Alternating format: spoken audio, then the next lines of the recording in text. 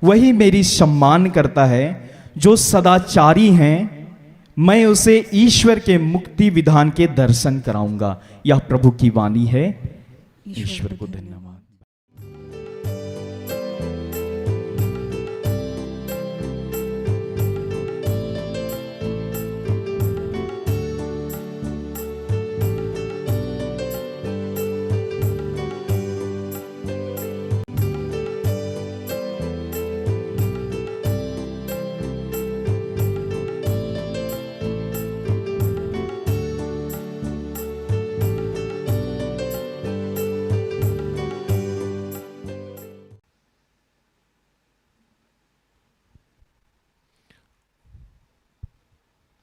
सबको जय यीशु।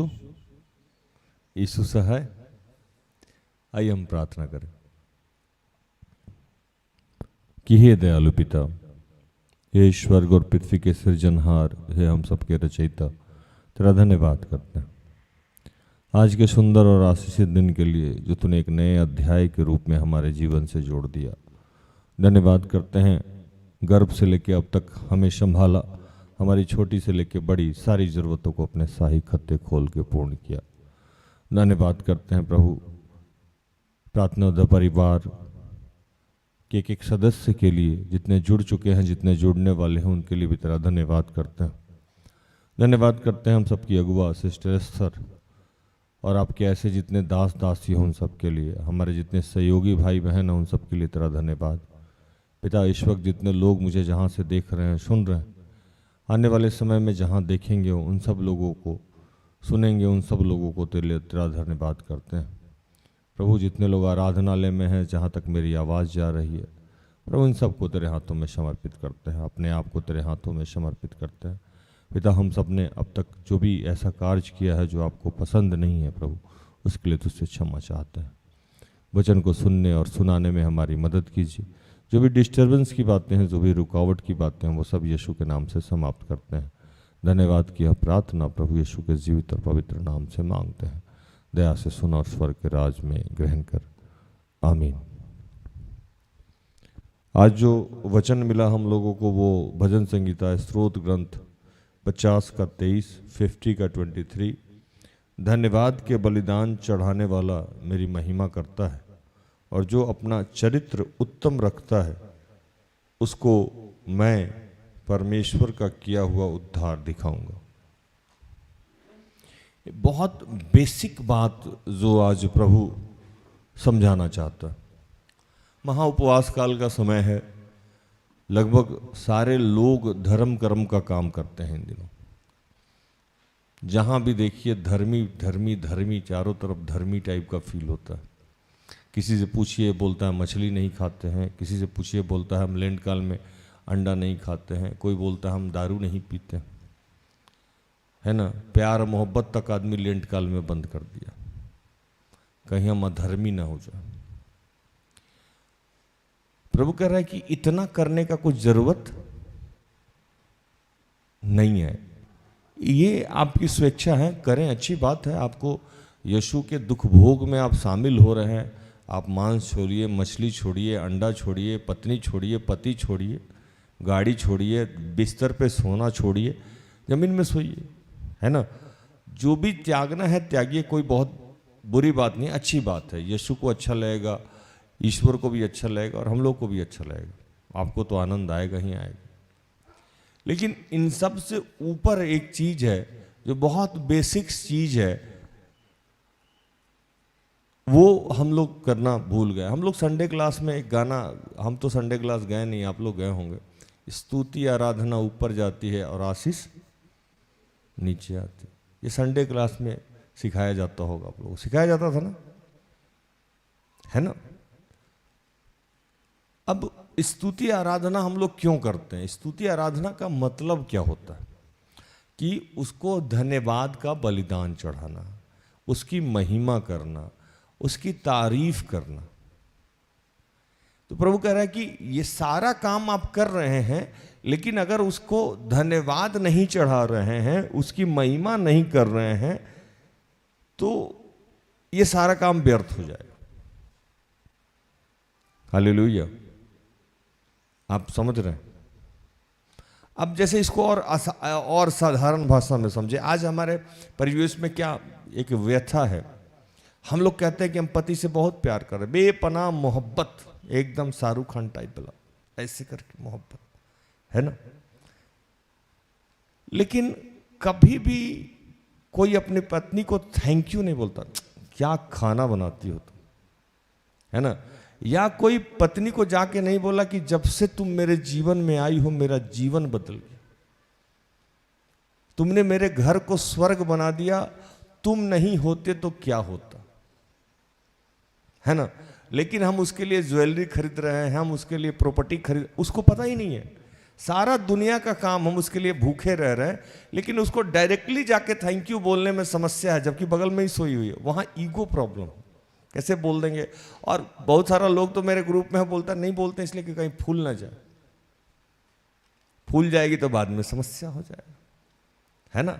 पति को हम थैंक यू नहीं बोल पाते हैं, पत्नी को थैंक यू नहीं बोल सकते हैं।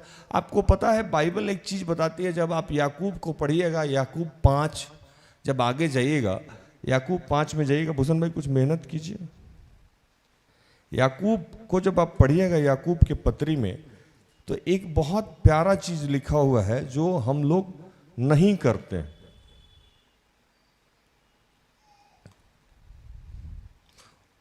उसी से संबंधित है ये प्रचार, और भी बहुत सारी बातें होंगी।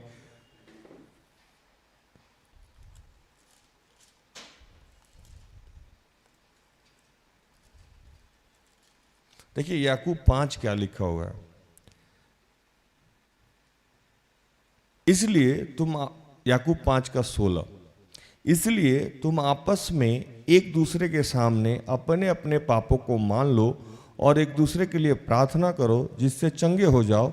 धर्मी जन की प्रार्थना के प्रभाव से बहुत कुछ हो सकता है। याकूब 5 का 16। यहां क्या बोला प्रभु? यहां बोला कि तुम जितना सॉरी मुझसे बोलते रहते, प्रभु माफ करिए, प्रभु माफ कीजिए, प्रभु माफ कीजिए, उतना सॉरी तुम उससे बोलो जिसका दिल दुखा रहे हो। हालेलुया। उतना बार अगर उस सॉरी, अब मान लीजिए भूषण भाई अगर दिन भर में 100 बार अगर छोटी को सॉरी बोल दे, इनका घर तो एकदम, छोटी तो ऐसे चलेगी, मेरा पति एकदम डाउन टू अर्थ। या छोटी दिन भर में 50 बार भूषण को सॉरी बोल दे कि मैंने तुम्हारे बारे में गलत सोचा, ये सोच, जीवन क्या हो जाएगा? आशीषित हो जाएगा। लेकिन हम ईश्वर से सॉरी बोलते हैं और लेकिन पत्नी से सॉरी नहीं बोल पाते हैं, या बहन से सॉरी नहीं बोल पाते हैं, या भाई से सॉरी नहीं बोल पाते हैं, या सहयोगी से सॉरी नहीं बोल पाते हैं। उसी तरीका से ठीक हम प्रभु के लिए सब कर रहे हैं, चर्च भी जा रहे हैं, अच्छी बात है, जानी चाहिए, धर्म कर्म का काम कर रहे हैं, हम पंच भी हैं, हम पुलपिट पे भी जा रहे हैं, हम प्रचार कर रहे हैं, हम सारा काम करने को तैयार है। यहां तक कि इस महा उपवास काल में कितने लोग कितने दिनों से भूखे हैं, खाना नहीं खा रहे हैं, एक टाइम खा के। प्रभु कह रहे हैं इन सब से ऊपर एक चीज है जो आप भूल गए हैं, धन्यवाद नहीं कर पा रहे हैं। आप जितना धन्यवाद करना चाहिए था उतना धन्यवाद आप नहीं कर पा रहे। अगर आप धन्यवाद बढ़ा देते तो ये सब अगर कम भी करते तो भी आपका काम चल जाता। हालेलुया। जैसे मैंने सिखाया कि धन्यवाद, अगर आपको जीवन को आशीषित बनाना है तो आपके इर्द गिर्द जो लोग रहते हैं उनको भी धन्यवाद करना है, और जीवन को आत्मिक रूप से आशीषित बनाना है और आर्थिक और भौतिक रूप से आशीषित बनाना है, तो हर बात में ईश्वर को धन्यवाद करना हो।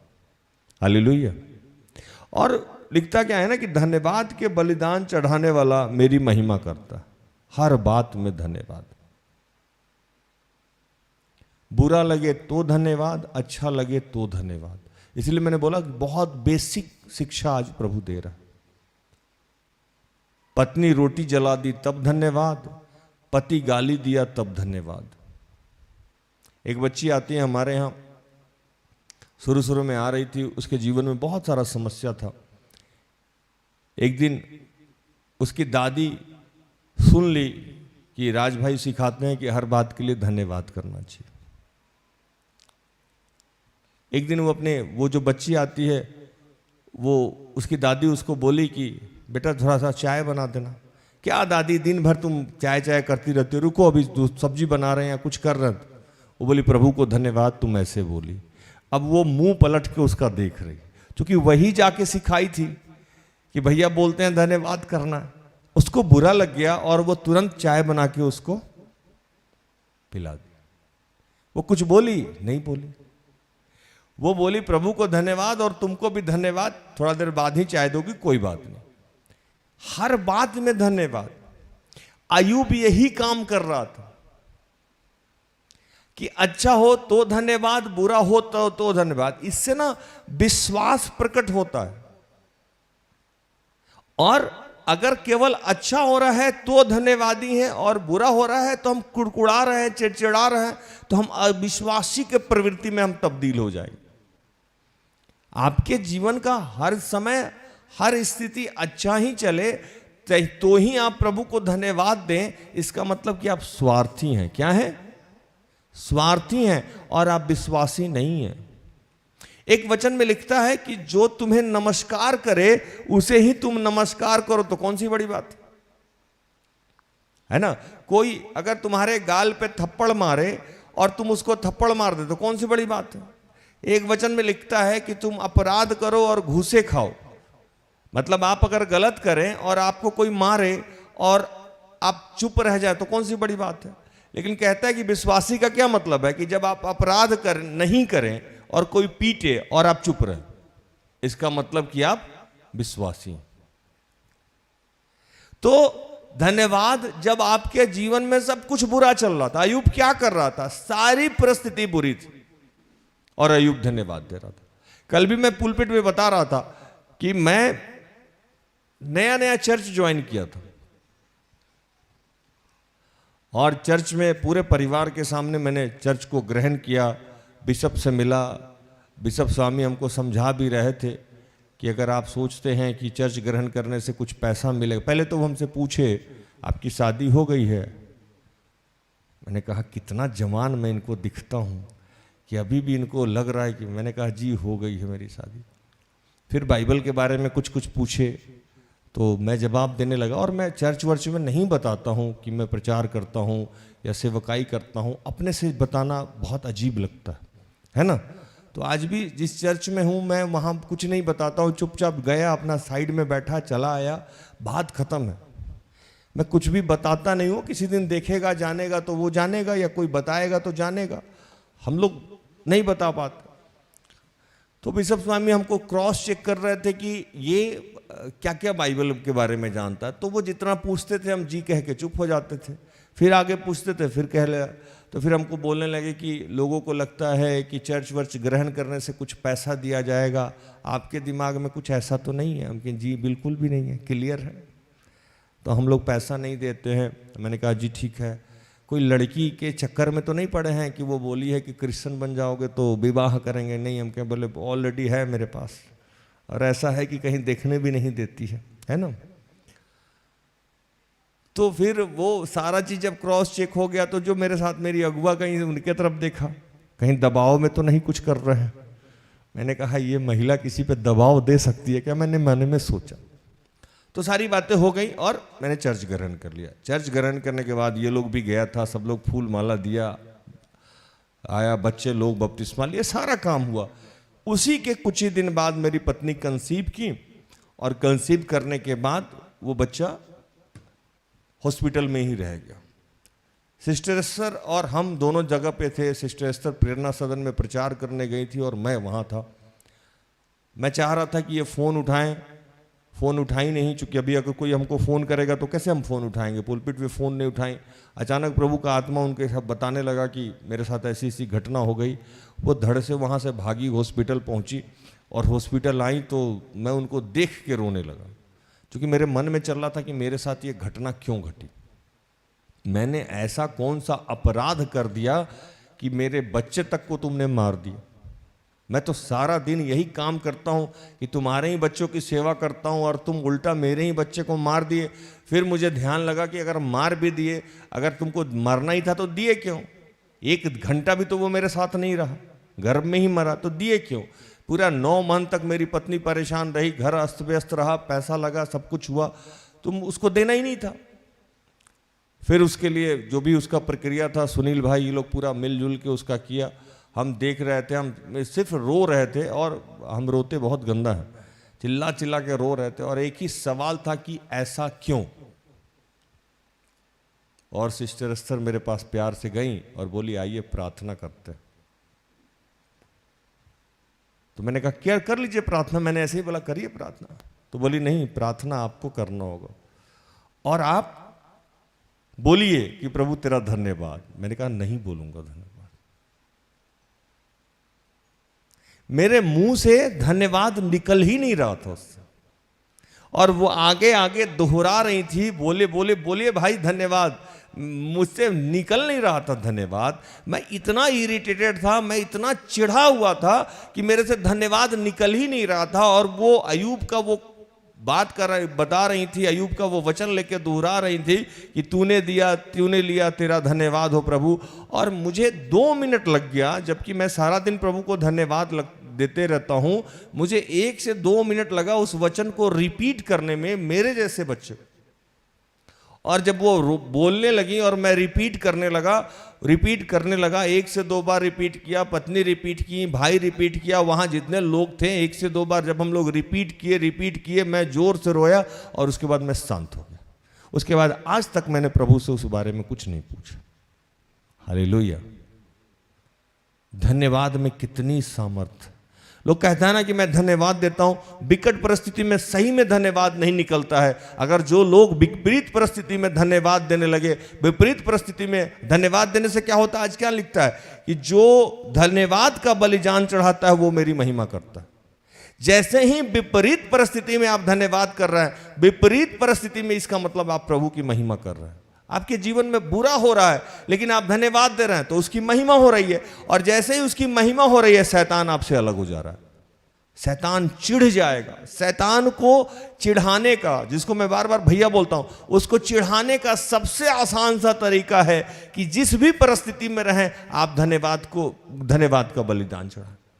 वो भाग जाएगा आपके पास से। उसको बुरा लगेगा कि इतना इसके साथ बुरा हो रहा है फिर भी प्रभु प्रभु प्रभु प्रभु कर रहा है। वो हट जाएगा, आपका सुरक्षा कवच मजबूत हो जाएगा, और आपके अंदर जो गिल्ट भरा हुआ है, जो दुख भरा हुआ है, वो इसलिए भरा हुआ है क्योंकि आप प्रभु को कोस रहे हैं, और कोस रहे हैं इसलिए आप धन्यवाद। आपको लग नहीं रहा कि आप प्रभु को कोस रहे हैं, लेकिन धन्यवाद नहीं देने का मतलब है कि आप प्रभु को कोस रहे हैं। हालेलुया। धन्यवाद अच्छे परिस्थिति में सब लोग देता है, या कुछ लोग भूल जाता होगा। मैं आज यहां सिखा रहा हूं कि हर परिस्थिति में, अच्छा या बुरा, पैर में दर्द हो रहा है, धन्यवाद प्रभु। मुझे याद है एक दिन दशहरा का समय था, मैं सिस्टर एस्थर को ड्रॉप करने गया। मेरी बड़ी बहन आई हुई थी, पुराना फ्लैट था, सोफा पर मेरी बेटी उन्नति खेल रही थी। खेलते खेलते इस सोफा से उस सोफा पे कूद रही थी। ये घटना तकरीबन हमको लगता है कि 17 या 18 की होगी। इस सोफा से उस सोफा पे, उस सोफा से उस सोफा पे कूद रही थी। कूदते समय क्या हुआ कि घर में और भी बच्चे थे, बहन की बेटी भी आई थी, बहन भी थे, मेरे जीजा जी भी थे। वो कब उसका अनबैलेंस हो गया और उसका जो पीछे का सिर है वो सोफा के कॉर्नर में जाके लग गया। कॉर्नर में लगा, और कॉर्नर में लगा तो कॉर्नर में लगने के बाद वो कुछ देर तक रोई, और उसके बाद एकदम शांत हो गई, कुछ रिएक्ट ही नहीं कर रही थी, ना अच्छा ना बुरा। लोग डर गया। 9वीं 10वीं का दिन था, सारा कुछ बंद रहता है। मेरे घर से मेरी पत्नी फ़ोन की, मैं सिस्टर एस्थर को ड्रॉप करने गया। सिस्टर एस्थर उस समय हरमू साइड में रहती थी। मैंने कहा जाम का समय है, मुझे आने में जो समय लगेगा। पत्नी बोल रही थी कि जीजा जी बोल रहे हैं, मम्मी बोल रही हैं कि जल्दी से इसको डॉक्टर के यहाँ ले जाना होगा। आज वो 13 साल की है, 4-5 साल पहले, 6 साल पहले 18 में 5 घटा दीजिए तो हमको लगता है 7-8 साल हुआ है ना। 7-8 साल की बच्ची थी। वो एकदम शांत, कुछ भी रिएक्ट ही नहीं करे। अब घर वाला डरा हुआ। पत्नी मेरे से पूछी कि क्या बोल रहे हैं आप। उस समय वो लोग मुझे वैसा सेवक नहीं मानता था। फिर उन्होंने पूछा कि अच्छा सिस्टर एस्थर से पूछ के बताइए। अब तो खैर वो लोग भी मुझे सेवक मानता है, सीधा ही मैं जो बोल दिया मान लेती। मैं सिस्टर एस्थर से पूछा, सिस्टर एस्थर बोली, क्या बोली? क्या बोली होंगी सिस्टर एस्टर? क्या बोली होंगी? बोली धन्यवाद कीजिए प्रभु का, कुछ नहीं। सोचिए मेरा बहनोई भड़का हुआ है ना, मेरी बहन भड़की हुई है, पत्नी नहीं भड़की हुई थी, मां सेंटिमेंटल थी।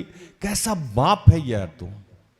बेटी तुम्हारी गिर गई, कॉर्नर लगा हुआ है, वो शांत है, वो रिएक्ट नहीं कर रही है, और तुम बोला अच्छा आके देख रहा है। मैं ये बात उन लोगों को नहीं बताया।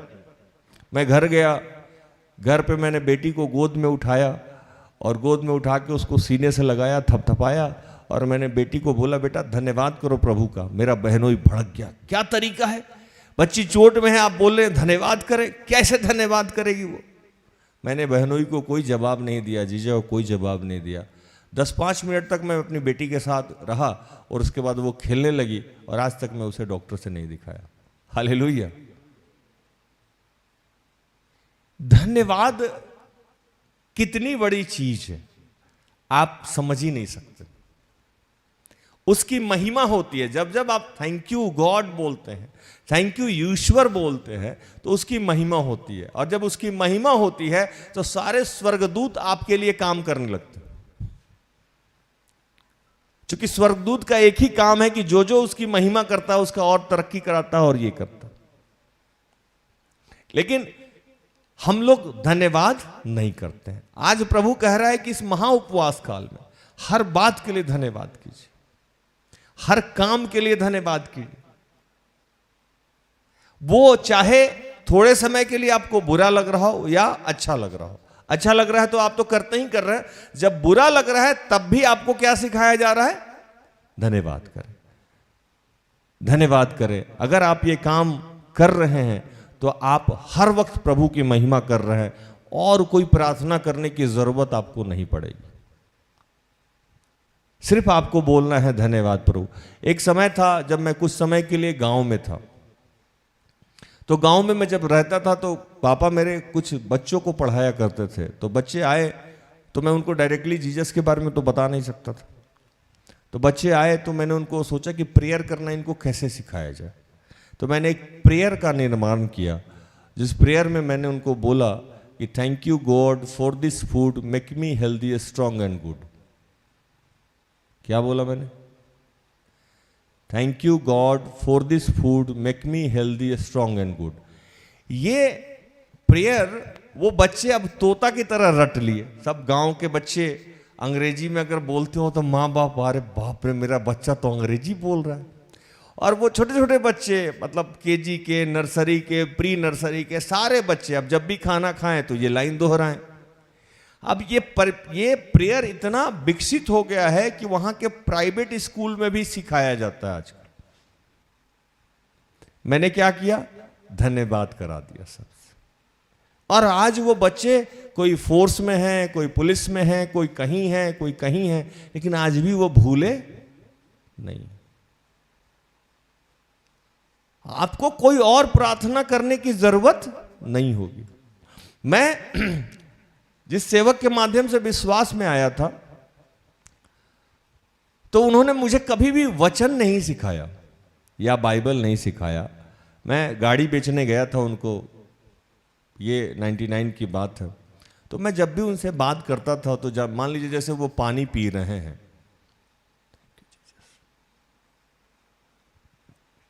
कुछ खा रहे हैं, उनका लिफ्ट चलता था। मैंने उनसे पूछा कोई टोटका वोटका करते हैं क्या आप खाने पीने के बाद, या कोई मंत्र पढ़ते हैं? तो 2-3 दिन तक तो नहीं बताया प्रमोद भैया, लेकिन एक दिन बोले कुछ नहीं करते हैं, बोलते हैं thank you Jesus, thank you God, ये करके हम पी लेते हैं। वो सारा दिन क्या करते थे? धन्यवाद करते थे। और इससे होता क्या था? प्रभु की महिमा होती थी। और उनके इसी अदा पे हम फिदा हो गए और विश्वासी हो गए। हालेलुया। कुछ और सिखाया ही नहीं। मैंने देखा कि कितना अच्छा व्यक्ति है कि हर बात में ईश्वर को धन्यवाद दे रहा है। एक सादा ग्लास पानी के लिए भी, एक प्लेन वाटर के लिए भी वो थैंक यू बोल रहा है, एक चाय के लिए वो थैंक यू बोल रहा है, और छोटी छोटी बातों में वो थैंक यू बोल रहा है। इससे फायदा क्या हुआ कि आप सारा दिन ना चाहते हुए ईश्वर से क्या रहें? कनेक्टेड रहें। और नहीं चाहते हुए भी जो प्रभु का जो वचन कहता है ना, तुम खुद सो ना किसी और को सोने दो, ना मुझे सोने दो, आप नहीं चाहते हुए बार बार जब आप थैंक यू जीसस बोल रहे हैं या थैंक यू ईश्वर बोल रहे हैं, प्रभु अरे भूषण याद किया है ना, या अब जा रहा है मटन अंत जा रहा है, थैंक यू, अरे अमित याद किया, आपको लग रहा है कि आप जब जब थैंक यू बोल रहे हैं ईश्वर को झटका दे रहा है, वो आपके बारे में सोचने के लिए मजबूर, तुरंत हाथ उठा लेगा, अमित का चेहरा देखना था, है ना, तुरंत वो हाथ उठा लिया। क्यों? आपने उनको याद दिलाया, उस विधवा औरत की तरह। जो विधवा औरत थी ना, बार बार जाके प्रार्थना करती थी एक अन्यायी आदमी से कि मेरा न्याय कर दो, मेरा न्याय कर दो, वो थक के क्या किया, उसका न्याय कर दिया। अब आप रोज अब धन्यवाद धन्यवाद, सुबह से रात तक सो के उठे, धन्यवाद प्रभु बच गए आज, है ना। मैं लोगों को सिखाता था कि जब आप जमाई लेते हैं, जमाई योन करते हैं, हालेलुया, ये हैबिट है, यूज टू करना है आपको, धन्यवाद यीशु। ये क्या है ना कि ये आपको अपने अंदर इनबिल्ट कर लेना है, आप हर वक्त प्रभु की महिमा करेंगे। जॉयश मेहर एक प्रचार में बता रही थी कि रात में वो बाथरूम गई तो धन्यवाद यीशु करके खोल रही थी, बाथरूम करके आई, पवित्र आत्मा वहीं गेट पर रोक लिया, बोला कुछ देर बात करके जाओ, कल का ये प्रोग्राम है। आप समझ रही हैं बात को? लोग लंबा चौड़ा प्रार्थना याद किए हुआ है। हमारे समाज में क्या है ना, हमको बहुत सारा वचन आना चाहिए।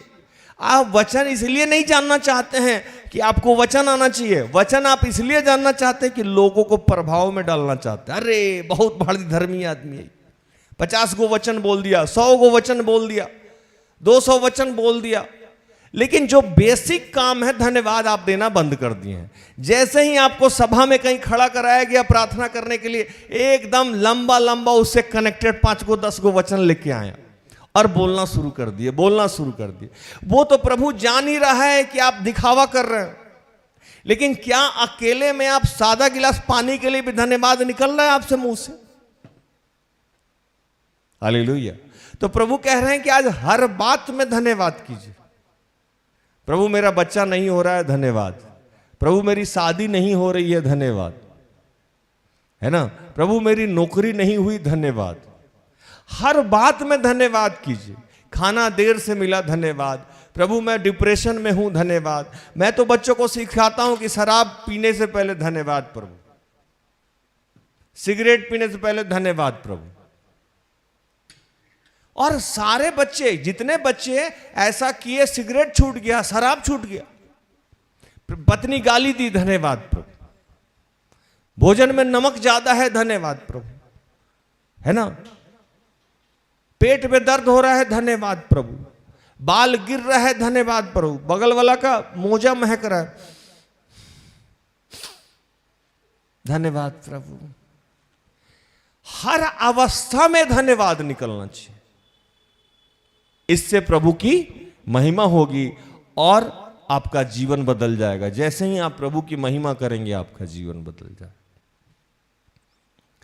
अब दूसरे खंड में जब चलते हैं हम लोग, दूसरे खंड में लिखा हुआ है कि जो अपना चरित्र उत्तम रखता है उसको मैं परमेश्वर का किया हुआ उद्धार दिखाऊंगा। एक तो आपको हर बात में धन्यवाद करना है, दूसरा अपना चरित्र उत्तम रखना। अगर आप धन्यवाद के साथ चरित्र को उत्तम रखते हैं तो आपके जीवन में प्रभु की महिमा, प्रभु का उद्धार कोई रोक ही नहीं सकता। आपको मैं बाइबल पढ़ने के लिए नहीं बोला, मैं आपको प्रार्थना करने के लिए नहीं बोला, मैं आपको उपवास के लिए नहीं मिला। मैं आज 2 काम पे आपको विशेष ध्यान दिलाता हूं। एक तो 24/7 आपको धन्यवाद में बने रहना है, दूसरा चरित्र उत्तम रखना। अब हमारे समाज में, जो मैं कल भी बोल रहा था, हमारे समाज में एक नई व्यवस्था हमने बना दी है चरित्र उत्तम रखने का मतलब। चरित्र का मतलब लोग समझता है कैरेक्टर, और कैरेक्टर उत्तम रखने का मतलब क्या समझता है हमारा समाज? कैरेक्टर उत्तम रखने का मतलब यह है, कैरेक्टरलेस हमारे समाज में उसको बोला जाता है जिसका किसी अलग, किसी का जेंस से, किसी अलग जेंस से, पति को छोड़ के किसी अलग मर्द से या महिला से या रिश्ता है, उसको कैरेक्टर लूज बोलते हैं। हाँ या नहीं? ठीक है ना, उसको कैरेक्टर लूज बोलते हैं। हमारे समाज ने कैरेक्टर को कैरेक्टर का एक डायमेंशन बना दिया है कि जो शराब पीता है वो आदमी खराब है, जो दूसरे औरत या मर्द के साथ उसका रिश्ता है वो, बाकी किसी बात पे वो कभी ध्यान नहीं देता। चरित्र उत्तम रखने का ये काम नहीं करना चाहिए, वाजिब है कि ये नहीं करना चाहिए, लेकिन इससे भी कुछ ऊपर की चीजें हैं जो हमारे समाज के लोग भूल गए। हालेलुया। तो प्रभु कह रहा है कि जो लोग अपना चरित्र उत्तम नहीं रखता है उसका मैं विनाश कर दूंगा। क्या कर दूंगा? आप अगर उपवास कर रहे हैं, आप अगर दान दशमांश दे रहे हैं, आप दान दशमांश दे रहे हैं, आप उपवास कर रहे हैं, आप नॉनवेज छोड़ चुके हैं, आप सब काम किए हुए, यहां तक कि आप धन्यवाद भी दे रहे हैं, लेकिन आप अगर अपने चरित्र पे, अपने आचरण पे ध्यान नहीं दे रहे हैं तो प्रभु कहता है 22 पढ़िए। भजन 50:22। हे परमेश्वर को भूलने वालों, यह बात भली भांति समझ लो, कहीं ऐसा ना हो कि मैं तुम्हें फाड़ डालूं और कोई छुड़ाने वाला ना हो। कह रहा है कि हे परमेश्वर को भूलने वालों, मतलब आपको यह भय नहीं है कि आपको चरित्र अपना उत्तम रखना है, तो इसका मतलब क्या है कि आप उसको भूल गए। कैसे भूल गए हैं? तो बाइबल लिखता है कि जो मुझसे प्रेम करता है वो मेरी आज्ञाओं का पालन करता है। अगर आप उससे प्रेम का दावा कर रहे हैं और उसकी आज्ञा का पालन नहीं कर रहे हैं, इसका मतलब कि आप झूठे हैं। बाइबल कहा कि तुम जिसे देखते हो उससे प्रेम नहीं करते हो, तो मुझसे प्रेम करने का दावा क्या है? झूठा है ना। और दूसरे वचन में कहते हैं कि तुम मुझसे प्रेम करते हो। एक बच्ची है मेरे यहां, वैलेंटाइन डे समझते हैं ना, 14 फरवरी को जो बीता, आशिकों का दिन है ना, जिसको मैं वेलेंटाइन डे बोलता हूं। तो वेलेंटाइन डे के दिन एक बच्ची हमारे यहां गुलाब का फूल लेके बेदी पे गई और प्रभु को बोली, प्रभु आई लव यू, है ना, और दे दी फूल। बड़ी खुश होते हैं, मचलते हुए, एकदम मिठलाते हुए कि प्रभु बहुत सुंदर वचन देगा। दीदी, मम्मी, मैं फूल दे के आई हूं ईश्वर को, क्या बोल रहा है प्रभु? सिस्टर एस्थर नीचे से ऊपर देखी, वचन दी कि जो मुझसे प्रेम करता है मेरी आज्ञाओं का पालन करता। मुंह बना के चली गई, है ना। प्रभु बोले कि तुम जो आई लव यू बोल के गई, बहुत प्रेम दिखा रही हो, रासलीला मेरे साथ कर रही है, तो जो हम बोल रहे हैं वो भी किया करो, है ना। जैसे हम एक प्रचार में बोलते हैं, लोग कहते हैं सिस्टर एस्थर का हम बहुत सारा चीज, बहुत सिस्टर एस्थर हम आपका बहुत सम्मान करते हैं, बस आप जिस लड़की को बोल रहे हैं छोड़ने के लिए, वो छोड़ नहीं सकते। आपका कोई बात नहीं काटेंगे दीदी, हम कोई नहीं, ना बिल्कुल भी नहीं। आप मेरे लिए माता हैं, आप ही के चलते मेरा सब हुआ, लेकिन दीदी 4 बजे ना उठ नहीं पाते हैं, है ना। दीदी आप सब जो बोलिए किएंगे, लेकिन वो जो लड़का है ना उससे मिलने तो नहीं हो पाता ना दीदी, क्या करेंगे, दुर्बलता है। ये कौन सा प्रेम है भाई, आज तक हमको समझ में नहीं आया। वैसे ही ईश्वर सोचता है कि कौन सा प्रेम है जब मेरी किसी भी बात को तुमको मानना ही नहीं है, दिन भर आई लव यू यीशु करना। तो वो उसको बोला कि प्रेम करते हो तो क्या करो, आज्ञाओं का पालन करो। अगर आप आज्ञा का पालन करते हैं तो अपने चरित्र को ध्यान देते हैं, और चरित्र का ध्यान देने के लिए प्रभु कहा कि अगर आप अपने चरित्र का ध्यान नहीं दे रहे हैं तो आप हमको भूल गए, आपको डर नहीं है। जैसे मैं यहां सिस्टर एस्थर को आजकल बताता हूं कि बिना भय का प्रीत नहीं होता, बिना भय का प्रीत नहीं होता है। इसीलिए प्रभु एक वचन में बोला, इशाया नबी के ग्रंथ को जो पहला को पढ़िएगा तो उसमें लिखा कि मैं तुमको अब कहां कहां मारूं, मार के मैं थक गया हूं, कितना मारूं। इशाया नबी को कभी पढ़े हैं? मैं पढ़ के सुना देता हूं, फिर आगे मैं बढ़ता हूं। 5, यशायाह नबी 1:5, तुम बलवा करके क्यों अधिक मार खाना चाहते हो, तुम्हारे सिर से घाव भर गया है, तुम्हारा हृदय दुख से भरा हुआ है। कह रहा है कि और कितना मारे तुमको हम, तुम तो बलवा करते जा रहे हो, हम पीटते जा रहे हैं, लेकिन तुम ना तुम थक रहे हो ना हम थक रहे हैं। हम तो इसलिए नहीं थक रहे हैं क्योंकि हमको तुम्हारा आत्मा प्यारा है, तुम परदेश में हो, हम चाह रहे हैं कि घर वापस आओ, इसलिए हम तुमको दर्द दे रहे हैं। यहां कहता है कि अगर आप अपने चरित्र का निर्माण, अपने चरित्र पे कंट्रोल नहीं कर रहे हैं, तो प्रभु पिछले ही वचन में कहता है कि अगर आप अपने चरित्र पे ध्यान नहीं रख रहे हैं, तो कहता है कि हे परमेश्वर को भूलने वाले, आप मुझे भूल गए, है ना। यह बात भली भांति समझ लो, एकदम कान में डाल लीजिए, भली भांति समझ लीजिए, इसमें कोई कंफ्यूजन नहीं रखिएगा, एकदम ठोक बजा के समझिए, भली भांति समझ लो।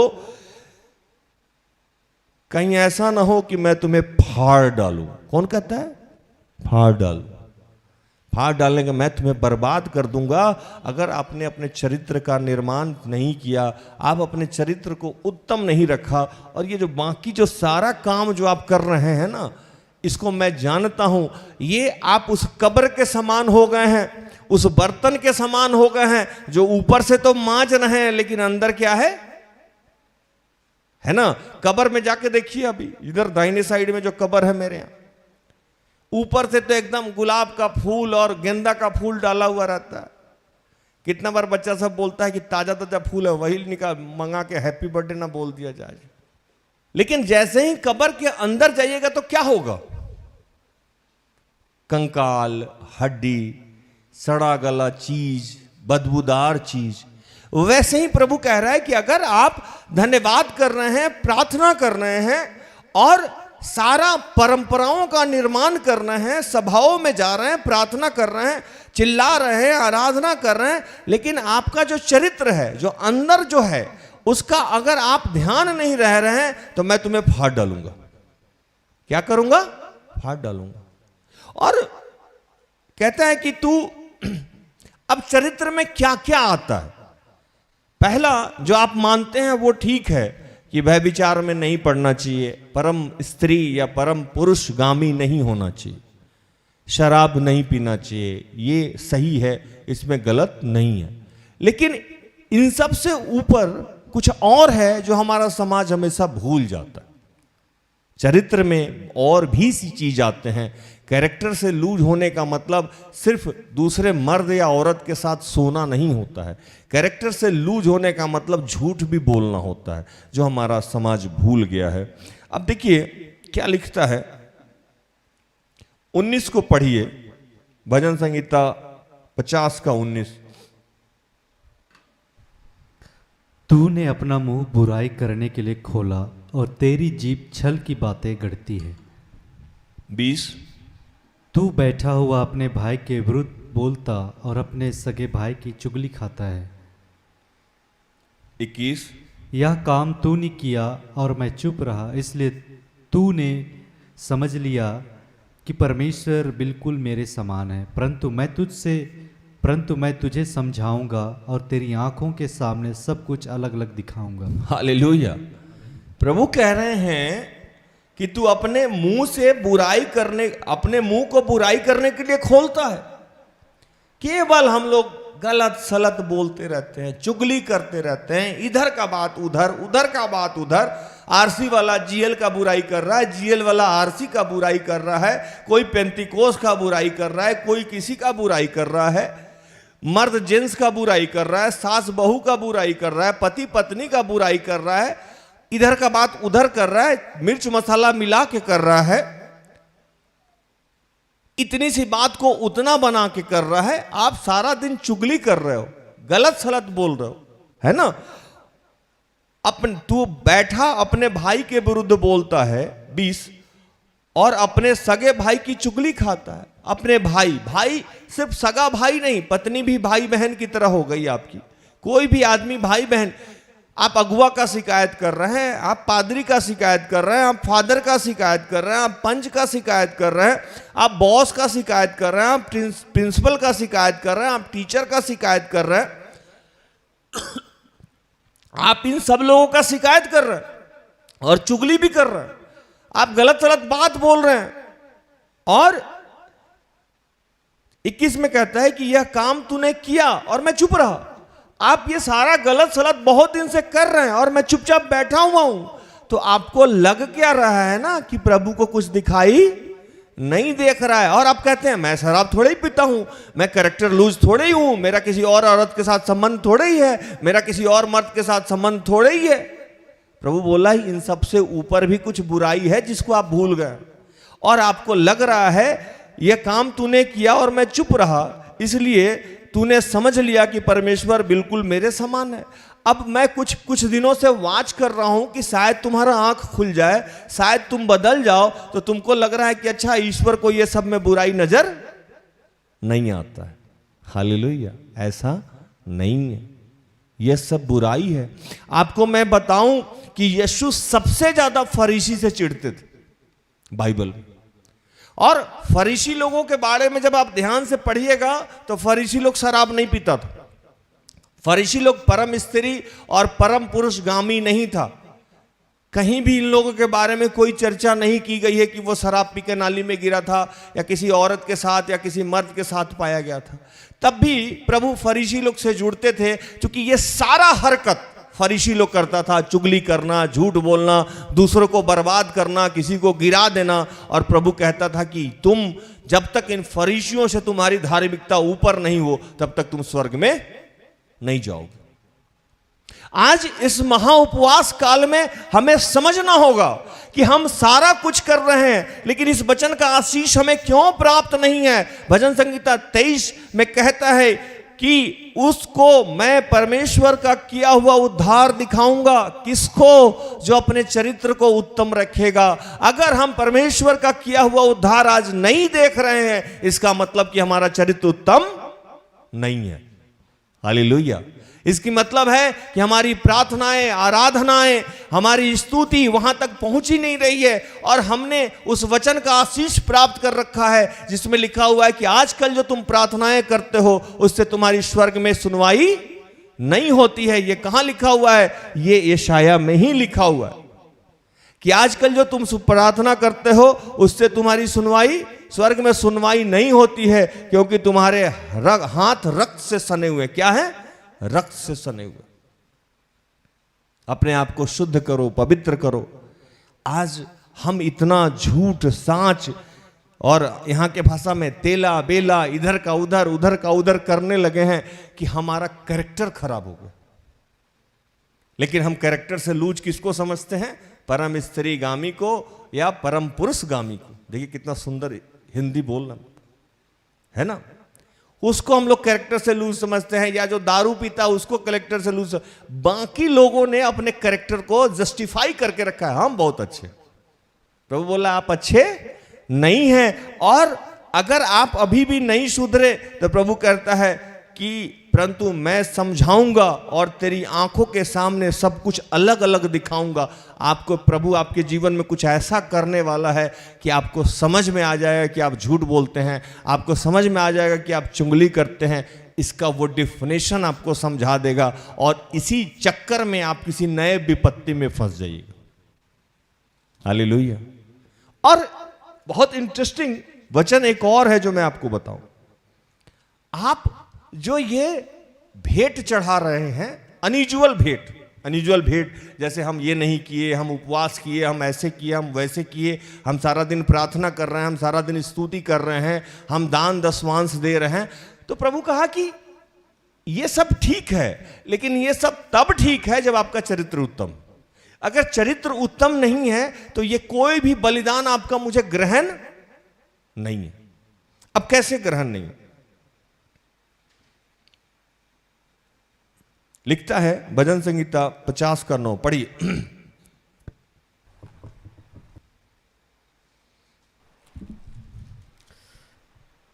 भजन 50:9। मैं ना तो तेरे घर से बैल ना तेरे पशुशाला से बकरे लूंगा। कह रहा है कि कुछ भी नहीं लूंगा आपके घर से। आपको लग रहा है कि आप बैल, पहले तो बैल देते थे, अब तो धन्यवाद देते हैं ना, है ना, या दशवांश देते हैं, या हम साग सब्जी ले जाके देते हैं, है ना। हमारे यहाँ कोई आता है तो बेंग का साग लेके आता है, ब्राह्मी का साग लेके आता है। मैंने 2-4 बार बोल दिया कि सिस्टर एस्थर को साग बहुत पसंद है, अब साग ही आता रहता है ना। तो प्रभु बोल रहा है कि आप जो देते हैं, सामान दे रहे हैं या कोई भी दान दशवांश दे रहे हैं, ये आप अपने में से थोड़ी ही दे रहे हैं। आप बेवकूफ हैं। आपको लग रहा है कि आप दे रहे हैं, आप क्या दे रहे हैं, कैसे कैसे कैसे आप नहीं दे रहे हैं। 10 पढ़िए। क्योंकि वन के सारे जीव जंतु और हजारों पहाड़ों के जानवर मेरे ही हैं। 11। पहाड़ों के सब पक्षियों को मैं जानता हूँ और मैदान पर चलने फिरने वाले जानवर मेरे ही हैं। हालेलुया। प्रभु कह रहा है कि पृथ्वी पे जितनी चीजें हैं, आपको नौकरी कौन दिया? मैंने दिया। नौकरी दिया तब ना आप दशवांश दे रहे हैं। आपको पैसा मैंने दिया, आपको धन मैंने दिया, आपको गाड़ी मैंने दिया, आप जीवित हैं तब ना समय है आपके पास। पत्नी मैंने दी, सब कुछ तो मैंने ही दिया। उसी में से थोड़ा सा हिस्सा आप निकाल के दे रहे हो। आपको 1 लाख रुपया सैलरी मैंने अलॉट कराया, अब आप उसमें से 10,000 रुपया दे के और इठला रहे हो मैंने दशवांश दिया। अरे क्या दिए आपको, क्या दिए हमको? ये सब तो मेरा ही है और मेरे ही में से आप मुझे दे रहे हो। इस सब से मैं खुश नहीं होने वाला हूं। इससे ऊपर है कि आप अपने चरित्र को उत्तम रखो। मुझे भूख भी लगेगी। 11 लिखता है, पढ़िए 12। यदि मैं भूखा होता तो तुझसे ना कहता, क्योंकि जगत और जो कुछ उसमें है वह मेरा है। अगर मुझे किसी चीज की जरूरत पड़े तो मैं तुमसे डायरेक्टली मांगने थोड़े जाऊंगा, क्योंकि ये पूरे विश्व में जितनी चीजें हैं वो सब तो मेरा ही है। तुमसे क्यों मांगूंगा? ये सबका तो मालिक मैं हूं, स्वामी मैं हूं। मैं तो डायरेक्ट कुछ भी ले सकता हूं। इसीलिए वहां यूहन्ना नबी जाके कहते थे कि ये ना समझो कि तुम अब्राहम की संतान हो, मैं इस पहाड़ पत्थर से प्रभु के लिए संतान को उत्पन्न करा सकता हूं। सुने हैं ना ये वचन? आपको लगता है कि आपके माध्यम से चर्च चलता है, आपके माध्यम से प्रार्थना योद्धा चलता है। प्रभु का ना गलतफहमी मत रहिए। ये सब कुछ मेरा है। मैं जब चाहूं, जहां से चाहूं, जो चाहूं कर सकता हूं। लोग मुझसे कहता है, जो लोग बड़ा बड़ा गिफ्ट मुझे देता है या ज्यादा दशवांश देता है, वो लोग सोचता होगा कि विराज भैया पहले मिलेंगे। वो लोग भी वैसे ही मिलते हैं जो कम दशवांश देता है। कोई मेरे यहां मुझे या सिस्टर एस्थर को आप ज्यादा दान देके या ज्यादा दशवांश देके या गिफ्ट देके खुश नहीं कर सकते हो। खुश करने के लिए आपको प्रभु की इच्छाओं और आज्ञाओं का पालन करना होगा। क्यों? मैं खुश नहीं हो सकता हूं। मेरा पिता खुश तो मैं खुश, वो नाराज तो मैं नाराज, वो खुश तो मैं खुश, वो नाराज तो मैं नाराज। ये बात को मैं बार बार बताता हूं। वो बोलेगा जाओ तो मैं जाऊंगा, वो बोलेगा नहीं जाओ तो नहीं जाऊंगा, वो बोलेगा गले लगाओ तो मैं लगाऊंगा, वो बोलेगा गले नहीं लगाओ तो नहीं लगाऊंगा, वो बोलेगा छुट्टी कर दो तो मैं छुट्टी कर दूंगा। लोग हम पे तुनक जाता है, पिनक जाता है। अरे राज भैया बदल गए। कैसे बदल गए? मेरा पिता बोला है बदल जाओ, बदल जाएंगे। क्या करेंगे? मजबूर हैं, हम नौकरी में, प्रभु के दास हैं। हालेलुया। ये बात समझना होगा आपको कि प्रभु को आप कुछ दे नहीं सकते हैं। प्रभु को जो दे सकते हैं वो 2 चीज मैंने आपको बताया।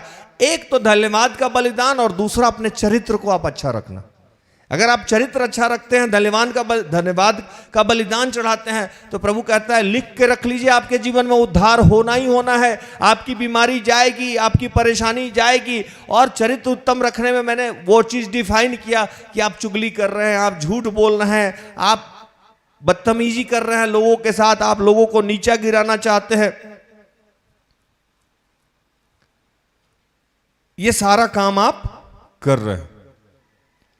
13 में कहता है कि अगर आप अपने चरित्र को उत्तम नहीं रखते हैं और आप धन्यवाद ठीक से नहीं देते हैं तो आपके समान का मैं कुछ नहीं करूंगा। 13 पढ़िए। क्या मैं बैल का मांस खाऊं या बकरों का लहू पीऊं? 14। परमेश्वर को धन्यवाद ही का बलिदान चढ़ा और परम प्रधान के लिए अपनी मन्नतें पूरी कर। हालेलुया। कह रहे हैं समान, दान, दशवांश, इन सब से ऊपर क्या है कि इससे मेरा कुछ होना जाना नहीं है। मैं बैल का मांस खाऊं लहू पीऊं, इससे मेरा क्या होना है? अगर आप धन्यवाद चढ़ाते हैं और मन्नत जो आपने मुझसे कमिटमेंट किया है कि हाँ प्रभु, अगर मैं तुमसे प्रेम करता हूं तो तेरी आज्ञाओं का पालन करता हूं, अगर ये पूरा करते हैं तो यही मेरे लिए बहुत। आज मैं समाप्त कर रहा हूं, चूंकि समय हो गया। आज हम लोगों को ये समझना होगा कि हमारे जीवन में उद्धार नहीं हो रहा है, प्रभु की उपस्थिति से हम भर नहीं पा रहे हैं, हमारा जीवन नहीं बदल रहा है, हमारी बेरोजगारी नहीं चाह रही है। आज हम क्रिश्चियन होके भी, विश्वासी होके भी हम अभाव में हैं, तंगी में हैं, गरीबी में हैं, बदहाली में हैं, कोई ना कोई परेशानी में हैं। इसका मतलब ये है कि पहला तो हम ठीक से धन्यवादी नहीं हैं, और अगर धन्यवादी हैं भी तो आज फिर से क्रॉस चेक करिए कि आपका आचरण कहाँ गड़बड़ है, आपका कैरेक्टर कहाँ गड़बड़ है। और कैरेक्टर में सिर्फ आप व्यभिचार, परम स्त्रीगामी या परम पुरुषगामी या शराब को नहीं, बाकी चीज़ों को भी देखना है कि कहाँ आप झूठ बोल रहे हैं, कहाँ चुगली कर रहे हैं, कहाँ बदनामी कर रहे हैं, कहाँ किसी को नीचे गिराना चाह रहे हैं, कहाँ किसी का पैर खींचना चाह रहे हैं। ये सारा चीज़ देखना है। अगर ये सारा चीज़ ठीक करके आप धन्यवाद कर रहे हैं तो निश्चित तौर पे प्रभु इस महा उपवास काल में आपकी सारी प्रार्थनाओं को सुनेगा, अपने अभिषेक से भरेगा, अपने आशीष से भरेगा।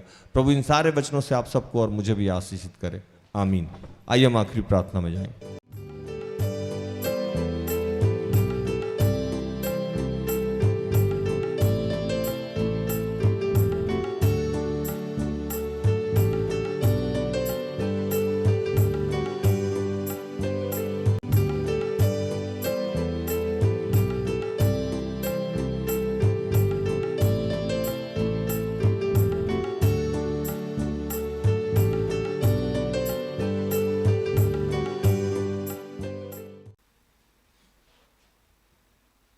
इस वक्त हम अपनी आंखें बंद करें। जितने लोग YouTube पे भी हैं उनसे भी मेरा आग्रह है कि प्रार्थना में जाएं और प्रभु से क्षमा मांगें जब हमने झूठ बोला है उस बात के लिए, जब हमने किसी का दिल दुखाया, किसी का बुरा चाहा है ना, उस बात के लिए हम क्षमा मांगेंगे।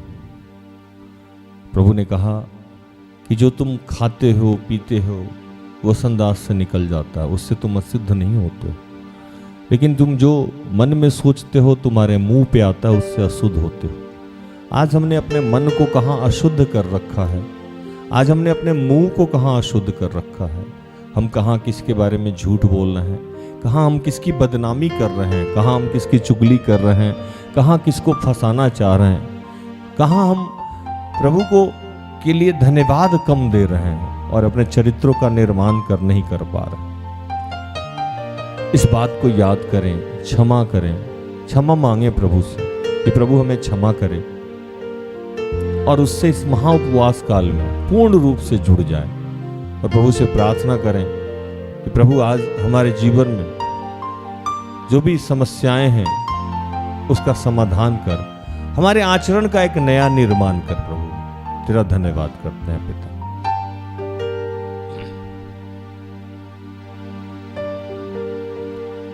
यीशु बिना है जग ये अंधेरा, यीशु बिना है जग ये अंधेरा। यीशु यीशु बोल तेरी व्याधा कट जाएगी।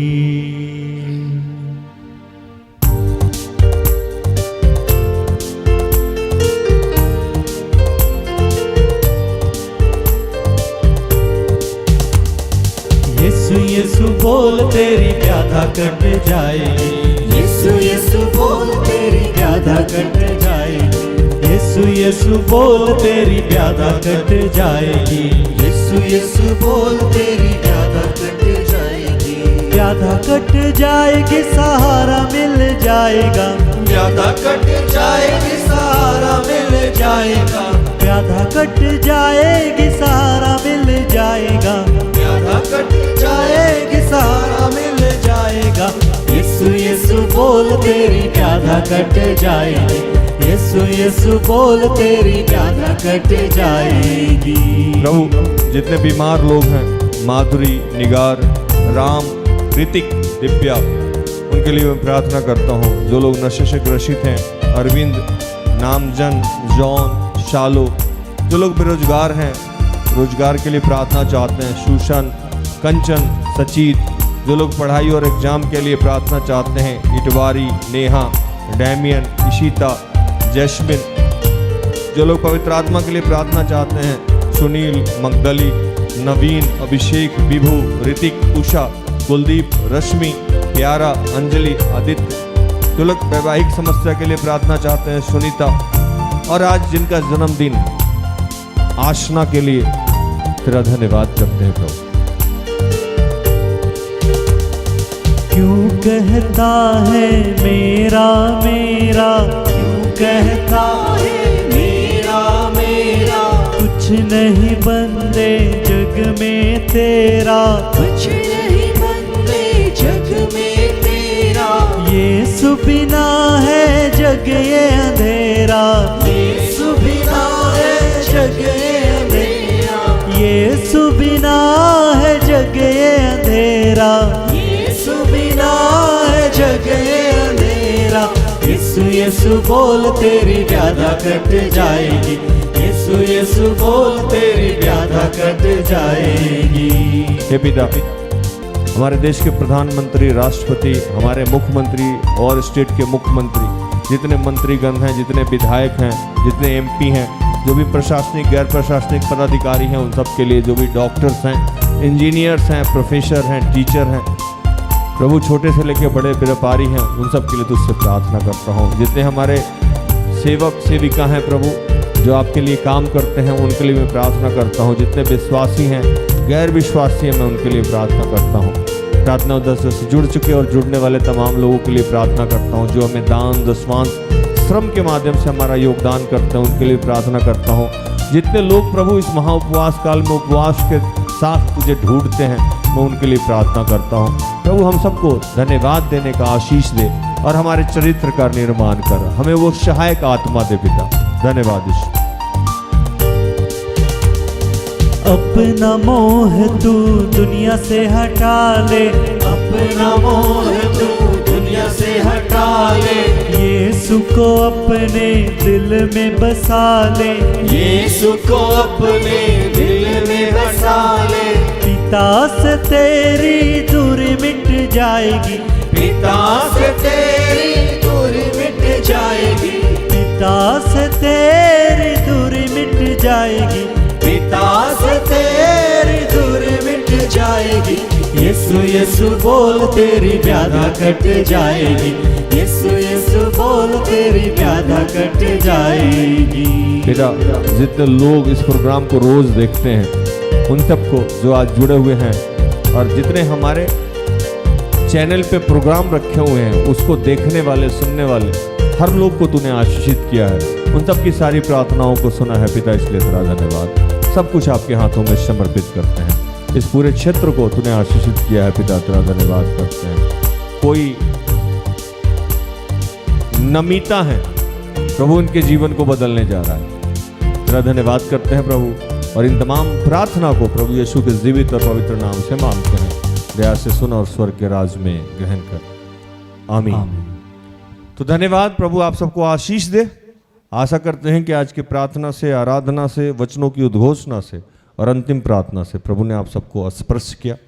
प्रार्थना योद्धा परिवार निरंतर आपका आभारी है कि आप हमारे साथ हैं, हमारा सहयोग करते हैं। जितने लोग हमें दान दशवांश और श्रम के माध्यम से हमारा सहयोग करते हैं, प्रभु उन्हें भौतिक, संसारिक और आत्मिक आशीष दे। महाउपवास काल में जो भी शिक्षाएं, जो भी आज्ञाएं प्रभु किसी भी दास दासी के माध्यम से देता है, उसको सुने और उस पर चलने का प्रयास करें। प्रभु आप सबको आशीष दे। धन्यवाद। सारे दिल से, सारे मन से तेरी आराधना मैं करूं, तेरी आराधना मैं करूं। सारे दिल से, सारे मन से तेरी आराधना मैं